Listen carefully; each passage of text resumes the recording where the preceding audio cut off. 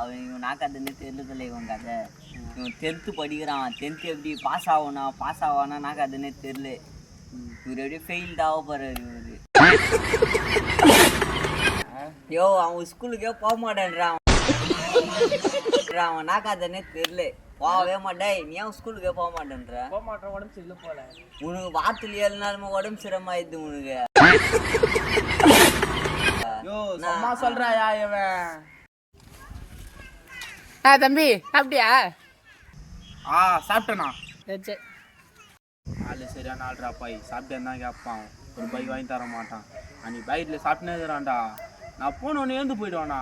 சரியான கவலமாக்காரான், கஞ்சமாக்காரான். சரி நான் போயிட்டு அப்புறம் வரேன்டா. அடாச்சா ஒரு சின்ன வேலை போயிட்டு கொண்டு போட்டு வந்துடுறேன். இவங்க கூட ஷூ ஒன்று வாங்கினான்டா. ஃபங்க்ஷன் போகலான்னு கேட்டேன், தரமாட்டேன்ட்டான். நம்மளாண்டு ஒன்று இருந்தால் வச்சுக்க வந்து வாங்கிப்பான். நம்ம எதனா என் கூட சுத்தம் எல்லாம் ஏச்சியாக தான் இருக்கிறாங்க. நான் பண்ணுறதுனே தெரியல. எல்லாம் பண்ணுறாங்கடா. நீனா எது சொன்னாலும் சிரிச்சுனே இருக்கிறியா? தம்பி சரி கிளம்புடா. சரிண்ணா போயிட்டாண்ணா. நான் போன பிறகு என்னை பற்றி இப்படி தானே பேசுவா? அது எப்படி நான் உங்ககிட்டே சொல்கிறது?